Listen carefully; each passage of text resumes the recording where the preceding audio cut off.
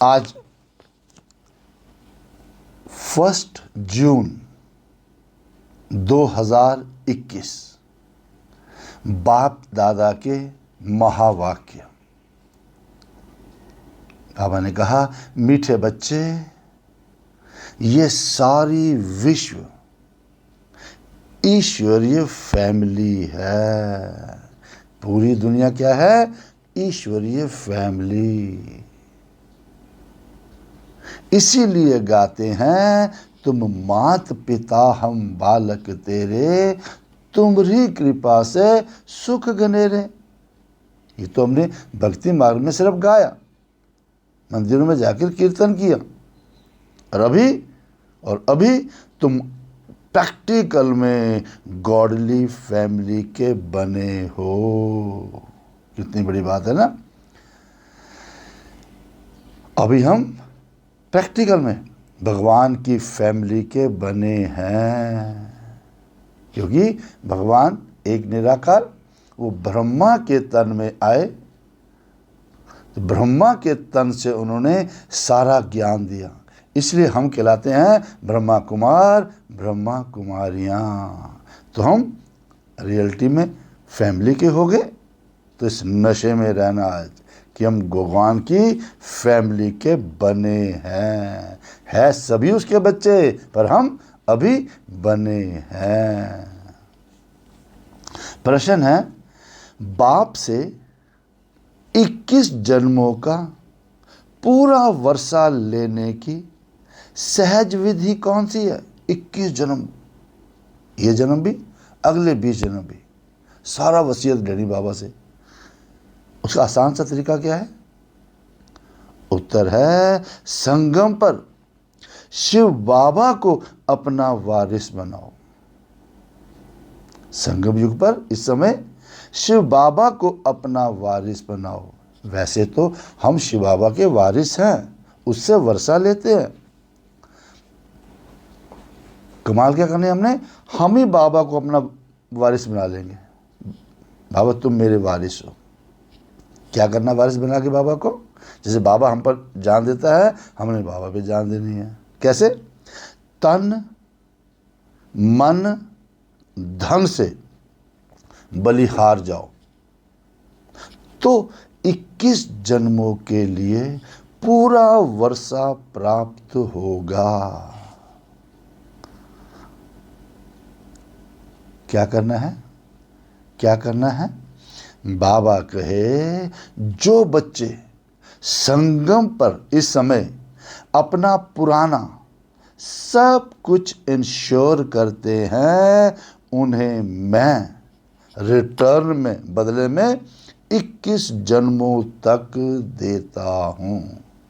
पहला कदम हमारा, फिर उसके बाद उसके कदम गिनती में नहीं आती, कितने कदमों की वो मदद करता है। पहले हमने बाबा को अपना वारिस बनाना है, यानी अपना तन बाबा को, मन, अपना धन बाबा को देना है। बाबा को देना नहीं है, बाबा तो खुद दाता है। तो क्या करना है? ये हमारी ईश्वरीय परिवार है। एक एक बाबा के बच्चे को बढ़ाने के लिए हमारा तन मन धन लगना चाहिए। बाबा लेकर के क्या करेगा? सेंटर पे दे के क्या करेंगे?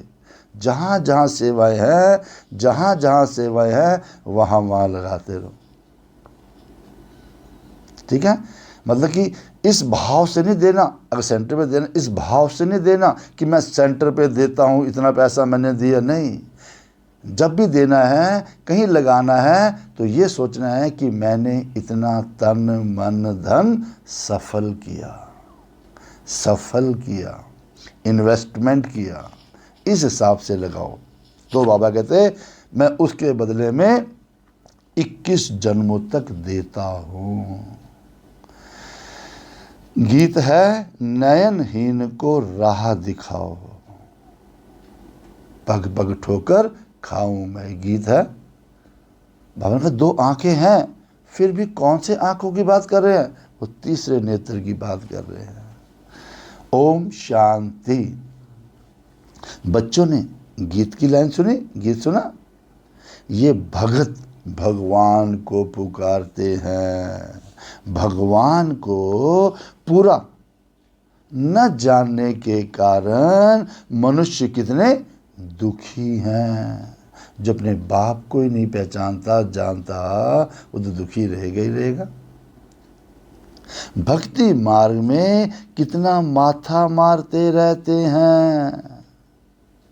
सिर्फ इस जीवन की बात नहीं, कब से भक्ति कर रहे हैं, सब जगह गए, कहाँ नहीं, कौन सी जगह नहीं छोड़ी, सब जगह भगवान को ढूंढा, सब ने ढूंढा, एक को भी आज तक नहीं मिला। माना जब से भक्ति शुरू हुई है तब से धक्के खाते रहते हैं। भारत में ही देवी देवताओं का राज्य था। जिनके मंदिरों में जाते हैं देवी देवताओं के, बाबा ने कहा उनका ही भारत में राज्य था, जिसको स्वर्ग सचखंड कहा जाता है। स्वर्ग क्या है? देवताओं का राज्य, उसका नाम था स्वर्ग, सचखंड। तो भारत सचखंड है। भारत की महिमा बड़ी जबरदस्त है। क्यों? क्योंकि भारत परम पिता परमात्मा का बर्थ प्लेस है। भगवान भी यहीं आके जन्म लेते हैं, यहीं आके ज्ञान देते हैं। भगवान का असली नाम शिव है। शिव जयंती मनाते हैं। रुद्र या सोमनाथ जयंती नहीं कहा जाता, शिव जयंती व शिव रात्रि कहा जाता है। स्वर्ग की स्थापना करने वाला एक ही हेवनली गॉड फादर है। तो अब सभी भक्तों का भगवान, भक्तों ने क्या कह दिया इनको? भगवान। अब सभी भक्तों का भगवान तो जरूर एक ही होना चाहिए। तो सभी नयनहीन हैं। ये नयन होते हुए भी नयनहीन हैं, अर्थात ज्ञान के चक्षु, ज्ञान के नेत्र व डिवाइन इंसाइट नहीं है। देवताओं वाली, देवता बनने वाली वो आँख जो चाहिए थी, ज्ञान चाहिए था, दृश्य चाहिए, दृष्टि चाहिए थी, वो नहीं है। और भगवानुवाच, भगवान क्या कहते हैं? मैं तुमको राजयोग सिखाता हूँ, राजाओं का राजा बनने का योग सिखाता हूँ। श्रीमद् भगवत गीता है मुख्य। जितने भी शास्त्र हैं सबसे मुख्य क्या है? श्रीमद् भगवत गीता। श्री अर्थात श्रेष्ठ डायरेक्शन, श्रेष्ठ मत।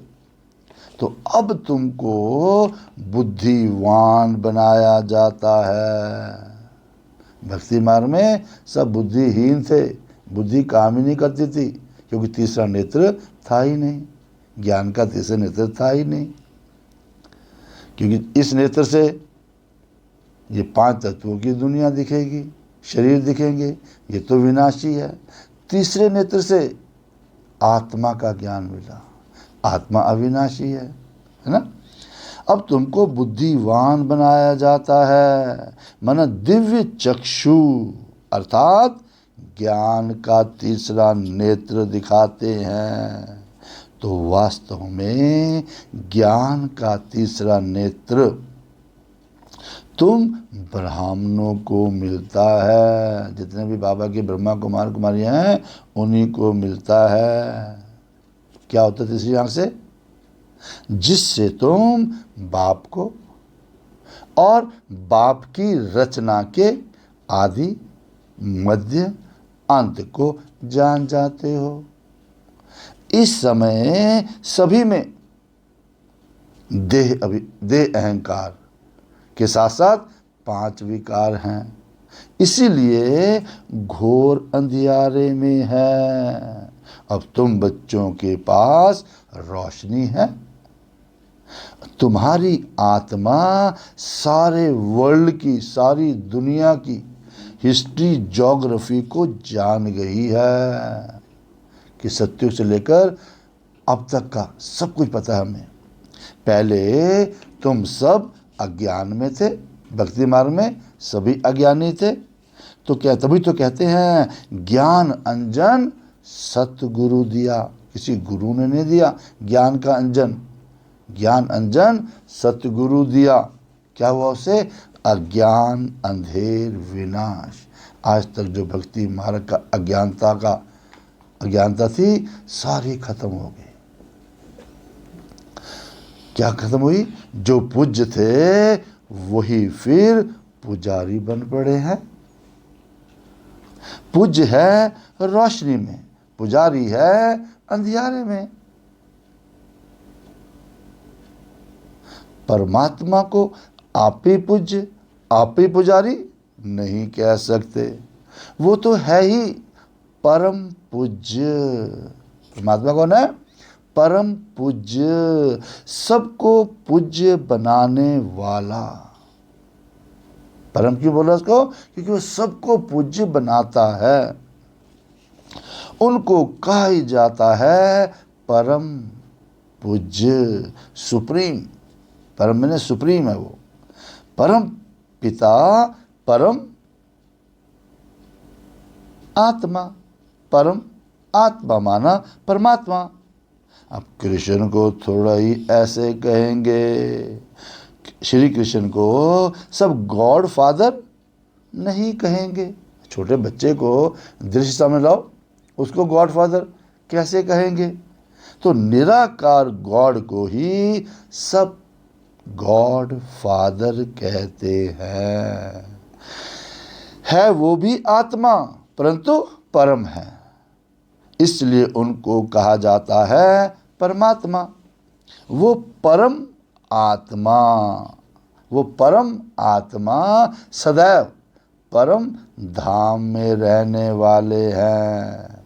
अंग्रेजी में परम आत्मा को कहा जाता है सुप्रीम सोल। तो बाप कहते हैं तुम गाते भी हो, शास्त्रों में लिखा हुआ है आत्मा परमात्मा अलग रहे बहुकाल, सुंदर मेला कर दिया जब सतगुरु मिला दलाल। सतगुरु इस दलाल के रूप में मिला। ऐसे नहीं कहते कि परमात्मा परमात्मा से अलग रहे बहुकाल, आत्मा परमात्मा से बहुत देर से अलग रही। परमात्मा सभी परमात्मा होते, फिर तो परमात्मा परमात्मा से अलग रहे बहुकाल। बाबा कहते नहीं, ये पहले नंबर का अज्ञान है। कौन सा? आत्मा सो परमात्मा, परमात्मा सो आत्मा कहना। क्योंकि फिर बाबा ने इसका कारण बताया, आत्मा तो जन्म मरण में आती है, परमात्मा थोड़ा ही पुनर्जन्म में आते हैं। तो बाप बैठ समझाते हैं तुम भारतवासी स्वर्गवासी पूज्य थे। तुम जो भारतवासी थे तुम ही स्वर्ग में रहते थे, स्वर्ग में वास करते थे, उस समय पूज्य थे। ह्यूमैनिटी के पूज्य सभी देवी देवताएं थे। मनुष्य सृष्टि जब परमात्मा ने स्थापन की थी उस समय सभी पूज्य, यानी सभी उस समय पहले पहले देवी देवता थे। भगवान बनाएगा तो दिव्यता डालेगा ना, तो दिव्य बनाएगा। तो ये सारी ईश्वर की फैमिली है। हमारा क्या? सारे ईश्वर की फैमिली है, परिवार है। ईश्वर है रचता, गाया जाता है तुम मात पिता हम बालक तेरे। क्या बोला भगवान को हमने? तुम मात पिता हम बालक तेरे। तो पिता कौन है? शिव बाबा। माता कौन है? ये ब्रह्मा। ब्रह्मा के द्वारा बाबा ने हमें बच्चा बनाया तो हम बच्चे बन गए, तो फैमिली हो गई ना। अच्छा भला ये तो बताओ तुम माता पिता किसको कहते हो और कौन कहते हैं? ये कौन कहते हैं माता पिता? आत्मा कहती है तुम माता पिता। तुम्हारी कृपा से। लौकिक जो माँ बाप है उनकी कृपा नहीं हुई, जो शिव बाबा जब ब्रह्मा तन में आए, तुम्हारी कृपा से स्वर्ग के सुख घनेरे हमको स्वर्ग में मिले हुए थे।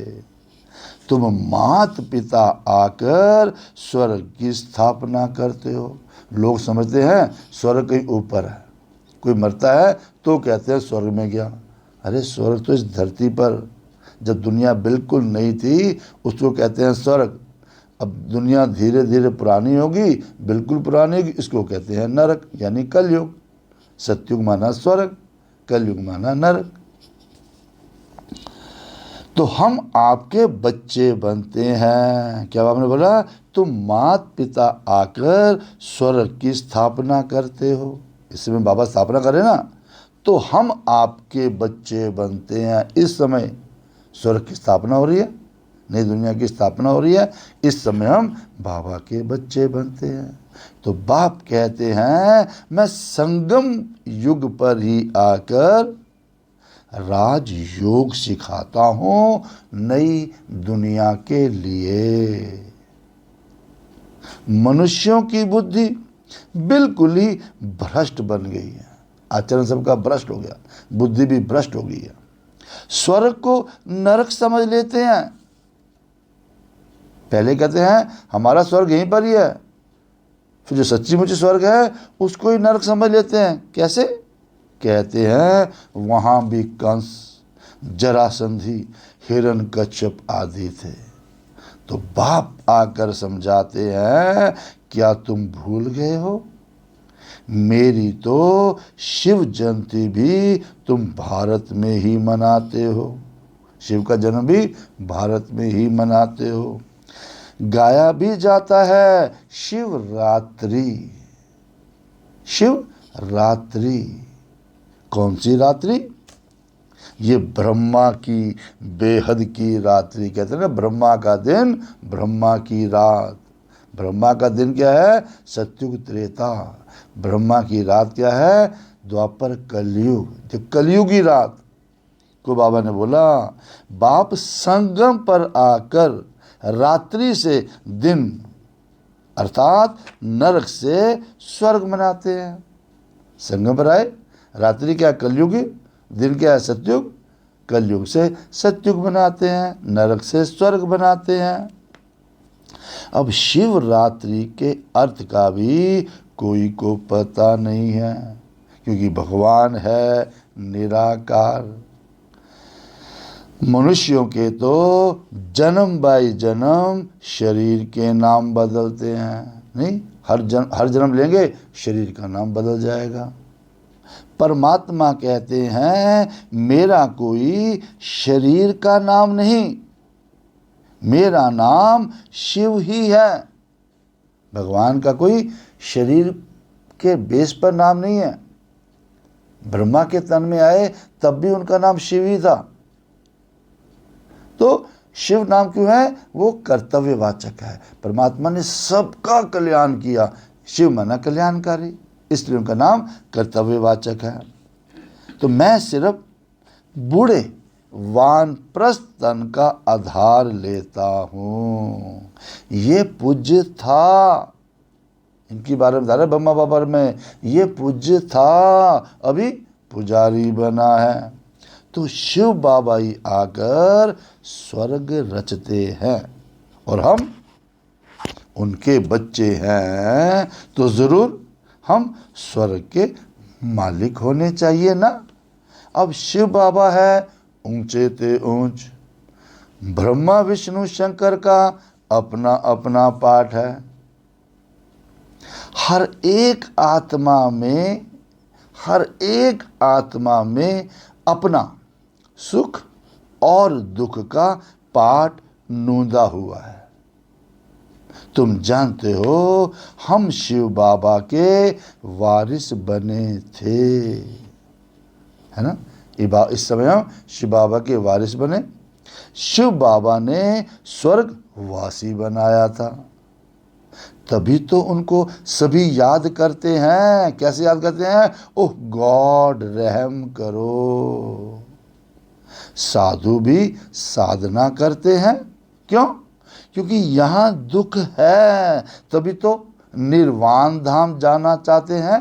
निर्वाण, जहाँ वाणी नहीं है, आवाज़ नहीं है, ऐसी दुनिया में जाना चाहते हैं।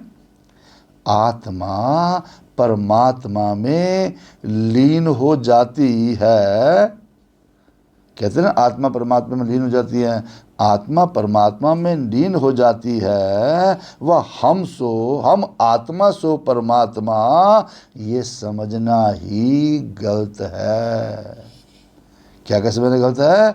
आत्मा परमात्मा में लीन हो जाती है और हम आत्मा सो परमात्मा है, ये समझना रॉन्ग है।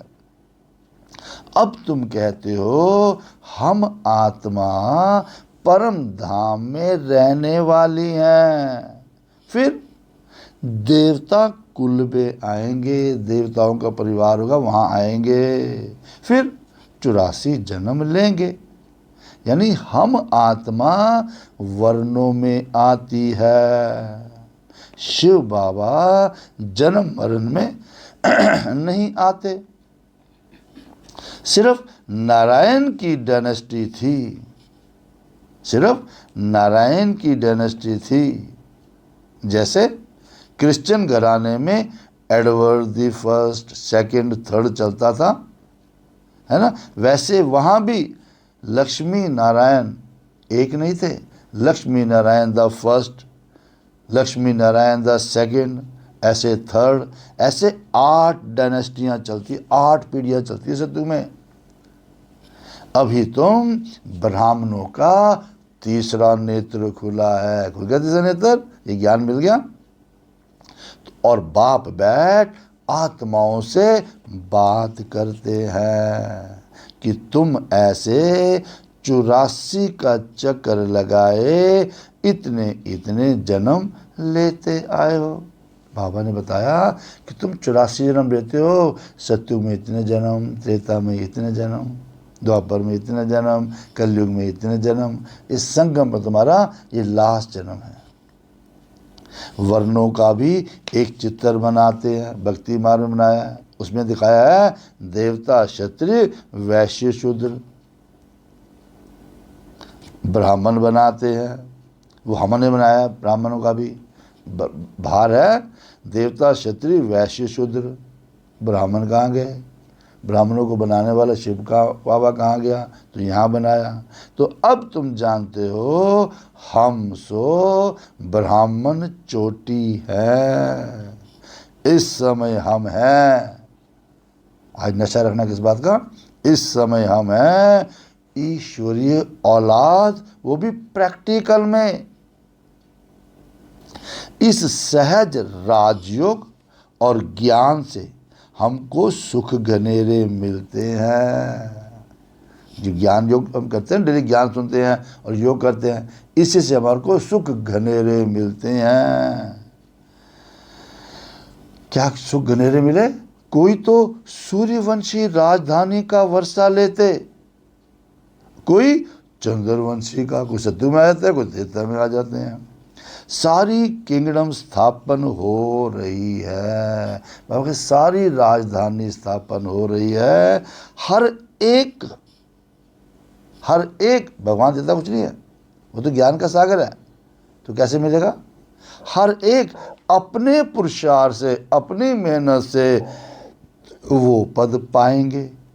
कोई अगर पूछे कि अभी पढ़ते ही पढ़ते हमारा शरीर छूट जाए तो क्या पद मिलेगा, तो बाबा ही बतला सकते हैं कि योग से ही आयु बढ़ती है, योग से ही विकर्म विनाश होते हैं, और कोई उपाय पतित से पावन बनने का नहीं है। अगर अभी शरीर छूट जाए, बाबा ने कहा था हकीकत क्या है कि जब आप इस ज्ञान में आए तब से आपका शरीर छूट जाना चाहिए था, पर ये एक्स्ट्रा आपने योग बल से, ज्ञान बल से अपने उम्र बढ़ाई है, प्राप्ति कराई है आपने। तो बाबा ने कहा और कोई उपाय पतित से पावन बनने का है ही नहीं। पतित पावन कहने से ही जब कहते हैं ना पतित पावन, भगवान ही याद आता है। परंतु भगवान है कौन ये दुनिया नहीं जानती। तो बाप कहते हैं मैं आता ही हूँ भारत में, ये मेरा बर्थ प्लेस है। यादगार कहाँ है? सोमनाथ का मंदिर कितना आलीशान है। ये बाप बैठ बच्चों को समझाते हैं, भक्ति मार्ग में फिर यादगार बनना शुरू होते हैं। सोमनाथ में भगवान नहीं बैठे, वो सिर्फ यादगार है। जब पुजारी बनते हैं तो पहले पहले सोमनाथ का मंदिर बनाते हैं। ऐसे कितने मंदिर बनाए। भारत तो सतयुग त्रेता में बहुत साहूकार था, मंदिरों में भी अकीचार धन था, बहुत सारा धन था। भारत हीरे तुल्य था, अभी तो भारत कंगाल कौड़ी तुल्य है। पहले सबसे भारत सोने की चिड़िया थी, अभी पत्थर की चिड़िया भी नहीं है। फिर बाप आकर भारत को हीरे तुल्य बनाते हैं। अब बाबा आगे ना, फिर से भारत स्वर्णिम संसार बनेगा। अब कोई से भी पूछो क्रिएटर कौन है, रचयिता कौन है, क्या कहेंगे? परमात्मा। यही कहेंगे परमात्मा। फिर पूछो वो कहाँ है, क्या कहेंगे? वो तो सर्वव्यापी है, समैया जी।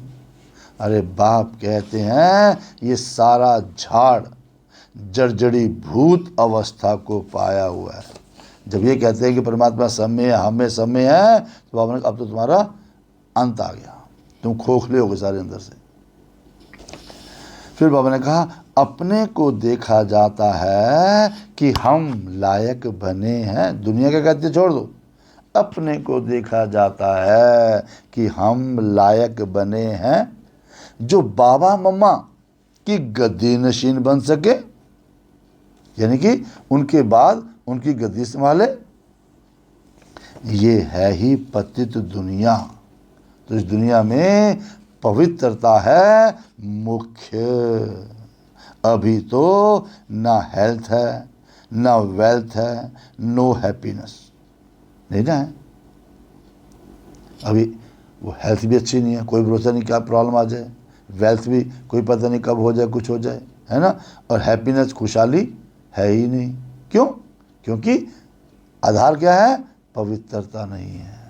पवित्रता गई तो सब कुछ गया। ये है रुण्य के पानी मिसल, यानी मृग तृष्णा के समान राज्य। दिखता है बस, भासता है पानी वहाँ है, पानी वहाँ है कुछ भी नहीं, है ना। इस पर भी दुर्योधन की कहानी शास्त्रों में लिखी हुई है। देखा है ना, दुर्योधन सारी महाभारत बनी किस पर? इसी दुर्योधन पर। उसने समझा कि पानी है और गिर गया। द्रौपदी ने बोला अंधे की औलाद अंधा, ये उसने मुझसे निकला, इसी पर महाभारत युद्ध बन गया। बाबा ने कहा दुर्योधन विकारी को कहा जाता है। द्रौपदियाँ कहती हैं हमारी लाज रखो। सभी द्रौपदियाँ हैं ना, ये बच्चियाँ स्वर्ग का द्वार है। जो कहते हैं ना पवित्र बनना है, बनने नहीं देते, जो नहीं बनने देते वो कौन है? दुर्योधन। धन का दुरुपयोग करने वाले। बाबा ज्ञान का धन दे रहे हैं, इसका दुरुपयोग करने वाले। बाबा ने कहा ये बच्चियां स्वर्ग का द्वार है। बाबा कितना अच्छी रीति समझाते हैं, जिनका बुद्धि योग पूरी रीति लगा हुआ होगा तो धारणा भी होगी। सारी बातें बुद्धि में बैठ जाएंगी तब जीवन में धारणा होगी। नॉलेज ब्रह्मचर्या में ही पढ़ी जाती है। जब तक ब्रह्मचारी रहते हैं तब तक स्कूल में पढ़ते हैं। शादी करने के बाद कौन पढ़ता है? फिर पढ़ाई बड़ी खत्म सब हो जाती है। तो बाबा ने कहा, तो बाप कहते हैं गृहस्थ व्यवहार में रहते कमल फूल समान रहना है। ठीक है ना। अब तो ब्रह्मचारी बनने सकते, बाबा के बन के बाबा से प्रतिज्ञा कर ली बाबा पवित्र रहेंगे, तब से तुम्हारा ब्रह्मचर्या शुरू हो गया। अब ब्रह्मचारी रहो गृहस्थ में, घर बार छोड़ना नहीं है, पर रहना कैसे है? कमल के फूल के समान, और दोनों तरफ निभाना है। लौकिक भी देखना है, अलौकिक भी देखना है। मरना भी जरूर है ना? मरना भी है ना कि नहीं मरना, कि बाबा के बन के मरेगी नहीं, मरना भी जरूर है। दुनिया में मरने के समय मनुष्य को मंत्र देते हैं, है ना, राम राम करो जी, ये करो। बाप कहते हैं कि तुम सब मरने ही वाले हो, मैं कालों का काल, महाकाल, सबको वापस ले जाने वाला हूँ। कहाँ ले जाएंगे? अपने घर। ये तो स्टेज है, कितनी खुशी होती है ना घर जाने की। बाबा आया है महाकाल, हम सबको वापस ले जाएंगे अपने घर, तो ऊपर जाने की खुशी होनी चाहिए ना। फिर जो अच्छी रीति पढ़ेंगे वो स्वर्ग के मालिक बनेंगे। इस समय नहीं पढ़ेंगे तो प्रजापद पाएंगे। यहाँ तुम आए हो राज्य पद पाने, ये राजयोग है, जैसे राजा बनने का पद है। कम पढ़ोगे तब प्रजा में आओगे। ये पढ़ाई है, इसमें अंधश्रद्धा की तो कोई बात ही नहीं। ये पढ़ाई है राजाई के लिए। जैसे दुनिया में पढ़ाई की एम ऑब्जेक्ट है, जैसे मैं डॉक्टर बनूंगा, मैं बैरिस्टर बनूंगा, मैं इंजीनियर बनूंगा, तो योग ज़रूर पढ़ाने वाले टीचर से रखना पड़े, टीचर याद रहेगा ना। यहाँ तुमको भगवान पढ़ाते हैं तो उन्हीं से योग लगाना, वही याद रहे भगवान, बस कि वो मुझे राजाओं का राजा बना रहे, बस। बाप कहते हैं मैं परम धाम, यानी बहुत दूर से आता हूँ। अब परम धाम कितना ऊंचा है? सूक्ष्म वतन से भी ऊंच।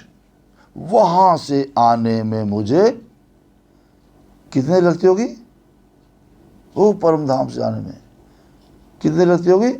बाबा कहते हैं 1 सेकंड लगता है, क्योंकि उनसे तीखा और कुछ हो ही नहीं सकता। सेकंड में जीवन मुक्ति देता हूँ। जनक का मिसाल है ना, राजा जनक का मिसाल है ना। 1 सेकंड में उनको जब अष्टावक्र आए, अष्टावक्र को जो बुलाया गया, राजा जनक ने सब पंडितों को बुलाया, बड़े बड़े महापुरुष सबको बुलाया, जो बड़े बड़े ऋषि मुनि थे, महाऋषि थे, सबको राजा ने बुलाया। आओ सभा में, सभा करते हैं आपकी, सभा में बैठो, कुछ ज्ञान दो। तो सबने अपना अपना ज्ञान दिए। पहले इतनी देर में राजा ने अष्टावक्र को बुलाया। जब अष्टावक्र वहाँ पर ज्ञान देने आए, अष्टावक्र में सारे अंग उनके टेढ़े मेढ़े थे, कोई अंग ठीक ठाक नहीं था। जब वो गद्दी पर सामने बैठे तो जितने भी ऋषि मुनि पंडित थे सब उसको देख के हंसने लगे, ये क्या ज्ञान देगा, हंसने लगे सारे, हाहाकार हो गई, ये राजा ने किसको बुला लिया। जब वो बोले अष्टावक्र, कहते हे राजन, राजा को बोले हे राजन, मैं तो सोच रहा था तुमने बहुत विद्वान बुलाए हैं, मुझे नहीं पता था कि तुमने चमारों की सभा बुलाई हुई है। इनको सबको, पंडितों को, ऋषि मुनि को चमार बोला। सब देखने लगे ये कौन है हमें चमार कहने वाला, चमार कैसे कह दिया। कहता ये चमड़ी को देख रहे हैं, जो चमड़ी को देखता है वो चमार ही तो होता है। मैं नहीं, ये तो चमड़ी को देख रहे हैं, मैं तो आत्मा हूँ। तब जब उन्होंने ज्ञान दिया तो सबकी आंखें खुल गई, अच्छा ये आत्मिक ज्ञान है, सच्चा ज्ञान आत्मिक ज्ञान है। मिसाल है ना जनक का। अभी तो नरक पुरानी दुनिया है, नई दुनिया स्वर्ग को कहा जाता है। बाप नरक का विनाश कराए, स्वर्ग का मालिक बनाते हैं। बाकी सब आत्माएं, हम तो जाएंगे स्वर्ग में, वहाँ का मालिक बनेंगे। बाकी सब आत्माएं शांति धाम में चली जाती है। ये आत्मा इमॉर्टल है, मरती नहीं करती, अविनाशी है। उनको पार्ट भी इमॉर्टल मिला हुआ, हमारा पार्ट भी अविनाशी है। फिर आत्मा छोटी बड़ी कैसे हो सकती है, अथवा जलमर कैसे सकती है? अविनाशी पार्ट है, खत्म होता ही नहीं है, तो जलमर कैसे सकती है? आत्मा है ही स्टार, बड़ा छोटा हो ना सके। तो अब तुम हो, फिर बाबा ने दोबारा याद कराया, अब तुम हो गॉड फादरली स्टूडेंट। पहले बच्चे थे, अब बाबा के तुम हो स्टूडेंट। गॉड फादर नॉलेजफुल और ब्लिसफुल है, वो तुमको पढ़ा रहे हैं। तुम जानते हो इस पढ़ाई से हम देवी देवता बनेंगे। तुम भारत की सेवा कर रहे हो। क्या कर रहे थे मैम? भारत की सेवा कर रहे हो। पहले पहले तो बाप का बनना है, और जगह तो गुरु के पास जाते हैं, उनका बनते हैं, अथवा उनको अपना गुरु बनाते हैं। यहाँ तो गुरु चेले की बात ही नहीं, यहाँ तो है ही बाप। तो पहले बाप का बच्चा बनना पड़े। बाप बच्चों को अपनी जायदाद देते हैं और कहते हैं, बच्चे तुम एक्सचेंज करो, एक्सचेंज करो। तुम्हारा कखपन, जो तुम्हारे पास कबाड़ पड़ा है ना, वो मेरा, वो हमारा, हमारा सब कुछ तुम्हारा। जो तुम्हारे पास कबाड़ पड़ा है ना, है क्या हमारे पास? कबाड़ ही है, वो सब मुझे दे दो। क्या कबाड़ है? दे अभिमान, काम, क्रोध, लोभ, मोह, अहंकार, है ना, फालतू का धन, है ना, जो भी हमने कमाया हुआ सब बेकार है ना, ये सब बाबा कहते मुझे दे दो। देह सहित जो कुछ है वो सब मेरे को दो। मैं तुम्हारी आत्मा और शरीर दोनों को पवित्र बना दूंगा, और फिर रजाई पद भी दूंगा। देखो बाबा दे क्या रहा है, कबाड़ का कितना कुछ दे रहा है। तुम्हारे पास जो कुछ है तुम बलि चढ़ा दो तो जीवन मुक्ति मिलेगी। जीवन में कोई बंधन है ही नहीं। बाबा कैसे करना है? देना नहीं कुछ भी। क्या करना है? बाबा ये सब आपका है। जो मेरा था ना, इसको मेरा मेरा कहता, मेरा शरीर, मेरा बच्चा, मेरा परिवार, है ना, मेरा पैसा, मेरा मकान। अब कहता, बाबा कहते इसको समझो कि मैंने बाबा को दे दिया, दे दिया। अब आपको अंदर रहना चाहिए, अब ये मेरा नहीं है, रखना मेरे पास ही है, पर अब मेरा नहीं है। बाबा ये आपका है, आपको जैसे अच्छा लगे वैसे करा देना। बुद्धि में याद रहे कि अब मेरा नहीं है। जैसे आपने कुछ चीज़ दे दी, उसकी होगी ना वो। ऐसे सोचना है, जो कुछ मेरा है सारा, मैं, परिवार, सब कुछ बाबा का है।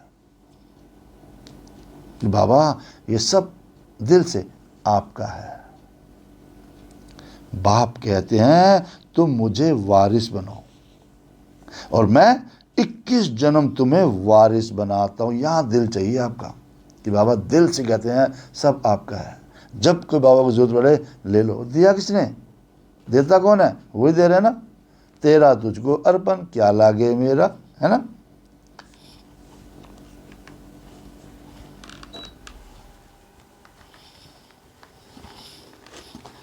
बाबा कहते हैं, क्या कहते हैं? मैं 21 जन्म तुम्हें वारिस बनाता हूं। करना क्या है? सिर्फ मेरी मत पर चलो। जो मैं डायरेक्शन देता हूं ना, वैसे करो। बस धंधा आदि करो, नौकरी करो, विलायत जाओ, पैसा है, घूम फिर के आओ, कुछ भी करो, सिर्फ मेरी मत पर चलो। मुरली पढ़ो रोज, बाबा ने क्या कहा है वैसे करो। और खबरदार रहना, माया घड़ी घड़ी पछाड़ेगी।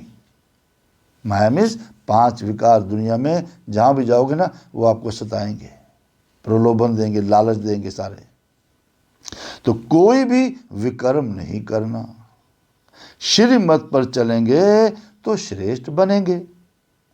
है ना। बाबा के कैसे चलेंगे तो श्रेष्ठ बनेंगे। अच्छा, मीठे मीठे सिकिलद बच्चों प्रति मात पिता बाप दादा का याद प्यार और गुड मॉर्निंग। रूहानी बाप की रूहानी बच्चों को नमस्ते। हम रूहानी बच्चों की रूहानी बाप को नमस्ते। धारणा के लिए मुख्य सार है, पहला पॉइंट दोबारा सुनो। आत्मा और शरीर दोनों को पावन बनाने के लिए देह सहित जो कुछ है उसे बाप के हवाले कर, बाबा सब कुछ आपका ही है, फिर उनकी श्रीमत पर चलना है। जैसे जैसे बाबा कहेगा फिर वैसे करो। दूसरा, मात पिता के गद्दी नशीन बनने के लिए, बाबा की गद्दी बाद में आपको मिले, उसके काबिल बनने के लिए स्वयं को लायक बनाना है ना। राजगद्दी चाहिए ना आपको, लायक बनो तभी तो राजगद्दी संभालोगे। लायक बनने के लिए मुख्य पवित्रता की धारणा करनी है। क्या करना लायक बनने के लिए? मुख्य पवित्रता की धारणा। वरदान, निमित्त बनी हुई आत्माओं द्वारा कर्म योगी बनने का वरदान प्राप्त करने वाले मास्टर वरदाता भव।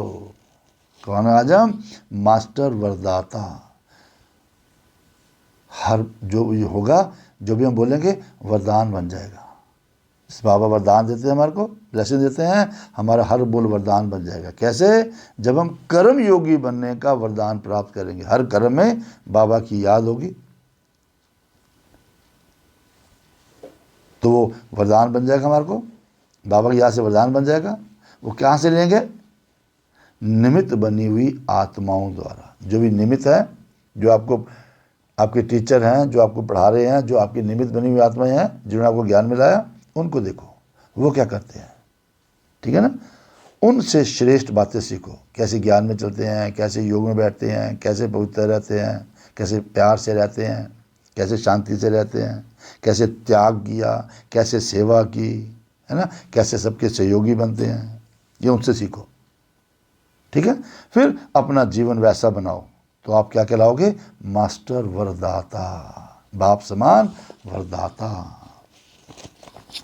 बाबा ने कहा, जब दोबारा होता हूँ, निमित्त बनी हुई आत्माओं द्वारा, जो निमित्त हैं, जो आप जिसके द्वारा आप आए हो, कर्म योगी बनने का वरदान प्राप्त करने वाले मास्टर वरदाता भव। बाबा ने कहा, जब कोई भी चीज़ साकार में देखी जाती है, सामने देखी जाती है, तो उसे जल्दी ग्रहण किया जा सकता है। इसलिए निमित्त बनी हुई जो श्रेष्ठ आत्माएं हैं, उन्हों की सर्विस देखो, उन्हों का त्याग देखो, उन्हों का स्नेह देखो, और सर्व के सहयोगीपन का, कितना सबको मदद करते हैं, सबकी मदद करते हैं ना, सहयोग देते हैं, उसका प्रैक्टिकल कर्म देखकर जो प्रेरणा मिलती है वही वरदान बन जाता है। जो आपको टच आया, ये कर सकते हैं, मैं क्यों नहीं कर सकता, मैं भी यही करूँगा, तो वही वरदान बन जाता है, ब्लेसिंग बन जाती है। जब निमित्त बनी हुई आत्माओं को कर्म करते हुए इन गुणों की धारणा में देखते हो तो सहज कर्म योगी बनने का जैसे वरदान मिल जाता है। अरे ये भी हमारी दीदी भी कर सकते हैं, हमारी दादियाँ, है ना। हमारी दादियाँ कितनी, देखो कितनी पावरफुल थी। ऐसा जाते थे, मधुबन जाते हैं, ऐसा लगता है ऐसा प्यार दुनिया में कोई दे ही नहीं सकता, ऐसी मदद कोई कर ही नहीं सकता।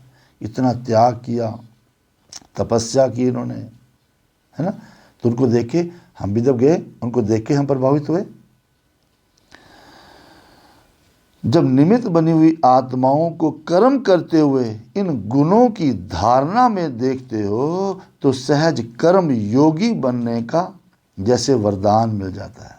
खाली कर्म अलग करो, योग बाद में लगाए, नहीं, हर कर्म करते करते उसकी याद रहे, यह कर्म योगी बनना।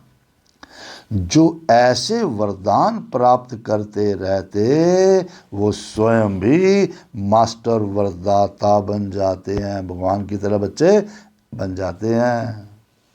उसके लिए बाबा ने स्लोगन दिया, नाम के आधार पर सेवा करना, अर्थात ऊंच पद में नाम पीछे कर लेना। अगर आप सेवा कर रहे हो, त्याग कर रहे हो लोगों को दिखाने के लिए कि मेरा नाम हो, लोग देखें कितनी सेवा करता है, कितना प्यार करता है, कितना लाड रखता है, उस फिर तो बाबा ने कहा अपना नंबर पीछे कर लोगे आप। नाम के लिए नहीं, काम करना है मुझे, बाबा ने मुझे क्या दिखाया है। अगर यहाँ नाम कमा लोगे, सत्युग में नाम पीछे हो जाएगा। यहाँ नाम की परवाह नहीं करो, सत्युग में नाम पहले होगा आपका। ओम शांति। फिर मातेश्वरी जी के अनमोल महावाक्य मम्मा ने कैसे समझाया। क्या मम्मा ने टॉपिक लिया, सच्चे बादशाह, सच्चे पातशाह। सच्चा बादशाह कौन है? परमात्मा। तो परमात्मा से सच्चा होकर रहो, ऑनेस्ट रहो बाबा के साथ, ईमान दिखाओ बाबा को, बाबा आपने जो कहा मैं वैसे ही करता हूँ। कैसे? बाबा ने कहा इसी समय अपने को बाप परमात्मा द्वारा ये फरमान मिला है। इस समय बाबा का फरमान मिला क्या? निरंतर मेरी याद में रहो, निरंतर योगी भव। बाबा ने कहा है ना कि निरंतर मेरी याद में रहो। योग का अर्थ है ईश्वरीय याद में रहना। योग का अर्थ कोई ध्यान नहीं है, कोई ध्यान लगाने की जरूरत नहीं है, कोई बिंदु देखो, पॉइंट देखो, बिंदु देखना नहीं है खाली कि ध्यान में रहो, कि ईश्वरीय याद में रहना, ये है योग। अपना ये सहज योग, हमारा कौन सा योग है? सहज योग, जो चलते फिरते काम काज करते उसकी याद में रहना, जिसको ही अटूट अखंड योग कहा जाता है। टूट सकता है? चलते फिरते याद में रहो उसकी। परंतु इसमें निरंतर रहने की प्रैक्टिस की दरकार है, निरंतर उसकी याद रहे, अंतर बिल्कुल ना पड़े, ये प्रैक्टिस करनी होती है रोज। अगर उसके फरमान पर फरमान बरदार हो नहीं रहेंगे, कुछ कोताही करेंगे, कुछ अवज्ञा करेंगे तो दंड जरूर भोगना पड़ेगा। अब उनका फरमान है, जैसा कर्म मैं करता हूं मुझे देख तुम भी करो, तुम भी फुल स्टॉप लो। जो काम कर रहे थे छोड़ दो, जो बाबा काम कर रहे वही करो, नहीं तो माया की चोट खाएंगे। मैंने सच्चे पातशाह से सच्चा होकर रहो।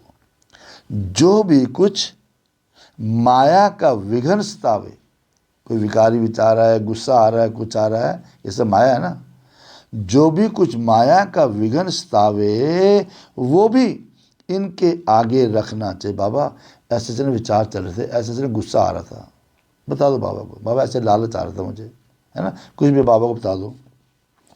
तो जब बताओगे ना तो उनकी मदद से माया हट जाएगी, रास्ता क्लियर हो जाएगा। फिर तो जहाँ बिठाए, जैसा चलाए, जो खिलाए, रास्ता क्लियर हो जाएगा। ऐसा साथ देने की बहुत हिम्मत चाहिए। ऐसे महान सौभाग्यशाली बिल्कुल थोड़े निकलेंगे, इनका महान 100 गुना भाग्यशाली बहुत थोड़े निकलेंगे कि जो गलती अंदर थॉट चल रहा है बाबा को बता दो, बाबा यहाँ पर ना मैं फंस जाता हूँ, यहाँ पर नहीं प्रॉब्लम है, बाकी सब ठीक है, यहाँ प्रॉब्लम है, बाबा को बता दो, देखो फिर बाबा की मदद कैसे मिलती है उसकी, है ना। इतना बाबा केयर करता है, इतना प्यार करता है, और बाबा के ऐसे बहुत थोड़े निकलेंगे, वही विजय माला में आएंगे। बाकी भाग्यशाली हैं जो थोड़ा बहुत लेकर जाकर प्रजा बनेंगे, तो थोड़ा मिलने में खुश नहीं हो जाना। अपनी इच्छा तो संपूर्ण हो, सांस रखो, आगे बढ़ना है। जब बाबा के बने गए तो क्यों ना पूरा चले। माया, बाबा कहते फिर भी माया विघ्न डालेगी, परंतु उसके ऊपर विजय पानी है। दिल करेगा गड़बड़ करने की कुछ, पर उस पर विजय पानी है। इसमें अगर भूल की तो इसका मतलब निश्चय की कमी है, बाबा पे विश्वास की कमी है, और कुछ अपनी धारणा में कमी है, अपने पे विश्वास नहीं है। ये तो अपना ही कसूर है। इसमें लोक लाज, कुल मर्यादा को तोड़ना पड़ता है। लोग क्या क्या कहेंगे, लोग क्या कहेंगे, परिवार वाले, है ना, उनकी मर्यादाओं को तोड़ना पड़ता है। जब ये तोड़ेंगे तभी सच्चे पारलौकिक दैवी मर्यादा को पाएंगे, तब देवता बनेंगे। ये विकारी दुनिया तो जाने वाली है। ये कलयुगी मनुष्य जो आपको बोले ना ऐसा नहीं करना, ये तो जाने ही वाले हैं। देखो भक्ति मार्ग में सबसे शिरोमणि भक्ति कौन सी थी? मीरा। मीरा ना, सबसे ज़्यादा नाम मीरा का आता है, पहला नंबर मीरा का आता है। देखो मीरा ने भी लोक लाज खोई, तभी तो गिरधर को पाया। लोगों की परवाह नहीं की, पति को कहा मैं तो भैया, मेरा तो पति श्री कृष्ण है, मैं तो इसकी हूँ, मैं तुम्हारे को हाथ नहीं टच नहीं कर दूंगी। शादी भी कर दी, फिर भी टच नहीं होने दिया उसने, तभी तो गिरधर को पाया। अगर उस लोक लाज को रखेंगे तो इस दैवी लोक के भांति मेंबर बन नहीं सकेंगे। या यहाँ पर लोगों को देख लो या आगे देख लो, बाबा को देख लो। अब कल्याण अर्थ ईश्वर राय तो दी जाती, ईश्वरी राय तो दी जाती है। अब ये अपनी बुद्धि का फैसला करना है, मुझे क्या करना है और क्या उचित है। ओम शांति।